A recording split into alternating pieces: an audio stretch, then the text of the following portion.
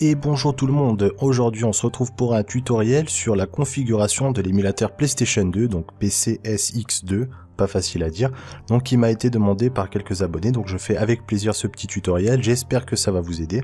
Donc il faut donc dans un premier temps télécharger bien évidemment PCSX2, et l'ouvrir. Donc pour la configuration, c'est à la fois simple et compliqué. Simple dans le sens où il n'y a pas vraiment grand chose à configurer, compliqué dans le sens où ça dépendra énormément de la configuration de votre ordinateur. Il faut effectivement un ordinateur assez puissant. Alors, on commence pour la configuration. Donc vous allez bien évidemment dans configuration et dans paramètres d'émulation. Non, pardon, d'abord dans choix des plugins et BIOS.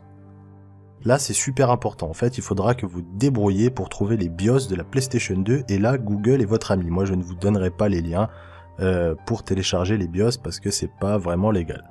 Donc, dans un premier temps, télécharger les BIOS, les mettre dans un dossier et dire à l'émulateur où se trouvent ces BIOS. Donc, avec parcourir. Et là, vous choisissez le dossier où se trouvent les BIOS.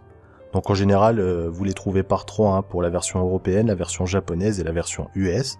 Une fois que vous avez fait ceci, vous choisissez vos plugins. Alors moi j'ai tout laissé par défaut, rien de plus simple. Et dans dossier, c'est tout, vous cochez utiliser les paramètres par défaut. Ça c'est pour le premier point, très important, si vous n'avez pas les BIOS, ça ne fonctionne pas. Ensuite, vous allez donc dans configuration et paramètres d'émulation. Donc voici ce que j'ai mis comme paramètres. Vous allez d'abord dans le premier onglet, EE-IOP. Vous laissez tout ce qui est en noir et en dessous, vous mettez réaliste et extra plus preserve sign. Alors c'est après de nombreux tests effectués que j'ai trouvé que c'était les réglages les plus stables, en tout cas pour ma configuration. Ensuite, dans VUS, alors je ne sais pas du tout ce que veut dire tous ces sigles, ne me demandez pas, j'ai tout laissé en noir, et pareil, en bas, réaliste et extra plus preserve sign. Dans GS, j'ai laissé tout par défaut.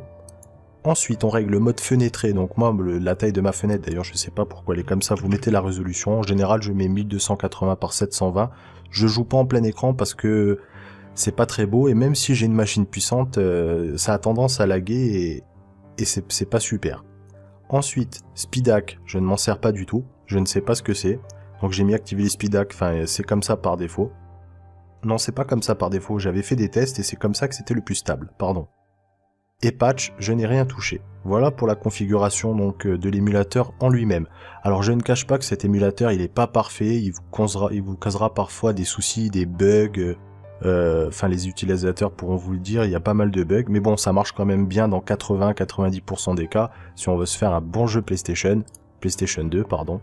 De toute façon il n'existe que celui-là. Ensuite il faudra configurer donc les paramètres de vidéo. Alors si ça veut bien s'ouvrir, apparemment ça met un petit peu de temps. Voilà, donc là, suivant votre carte graphique, il faudra configurer en fonction. Donc là, moi ce que j'ai fait, j'ai mis Direct 3D 11, donc DirectX 11, vous avez le choix avec le 9, le 11 ou autre chose. Celui-là il marche très très bien. Ici, l'avant-dernière option, là vous choisissez Native, et vous cochez ici Texture Filtering. Alors attention, vous cochez pas comme ça, vous cochez une deuxième fois pour que ça fasse le carré.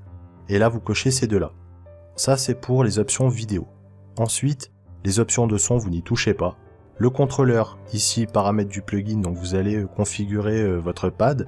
Moi, ce que je vous conseille, c'est un pad Xbox 360, c'est ce qui marche le mieux, ou une manette PS3 avec le logiciel DS3 Tool. Donc là, il va falloir mapper toutes vos touches de la manette, donc en fonction des touches qu'il y a ici, qui correspondent donc à la manette PlayStation 2. Une fois que vous avez fait ça, c'est presque fini, le reste vous ne touchez à rien du tout. Et ensuite vous faites choisir un ISO, parcourir, et là je n'ai pas d'ISO donc je ne vais pas pouvoir vous montrer. Et une fois que l'ISO est sélectionné, vous faites démarrer, alors vous avez le choix entre démarrer le CD-VD complet, donc ça vous amènera au menu de la PlayStation 2 et ensuite ça lancera le jeu, ou vous faites un démarrage rapide. Ça vous lance le jeu directement. Donc là, c'est des configurations que j'ai essayé et c'est la configuration qui fonctionne le mieux avec mon ordinateur. Ça veut pas dire que ça fonctionnera avec vous, mais si vous avez des questions, je me ferai un plaisir de vous aider, de regarder ce qui va pas avec vous. Vous me donnerez votre configuration et on fera des essais ensemble, il n'y a pas de souci. J'ai un Skype, vous pouvez m'ajouter et je vous aiderai avec plaisir.